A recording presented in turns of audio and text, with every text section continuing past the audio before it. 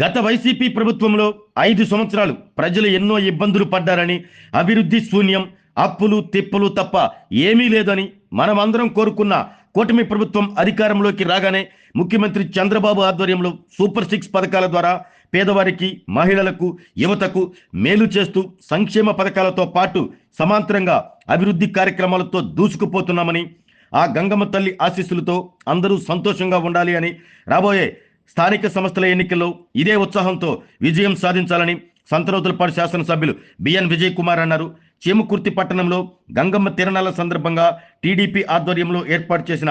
ప్రభపై సంతనూతలపాడు శాసనసభ్యులు B N Vijay Kumar, AMC chairman Mannam Prasad, Bapatla parliament ఉపాధ్యక్షులు Gollapudi Subbarao, senior నాయకులు ఎడ్లపల్లి రాంబ్రహ్మం, కాట్రగడ్డ రమణయ్య, కందిమల్ల గంగారావు, చీమకుర్తి టౌన్ అధ్యక్షులు ముప్పూరి చలమయ్య, ఎడ్లపల్లి సురేష్ తదితరులతో కలిసి పాల్గొన్నారు. ఈ తిరణాలలో కూటమి నాయకులు, కార్యకర్తలు అధిక సంఖ్యలో పాల్గొని సందడి చేశారు.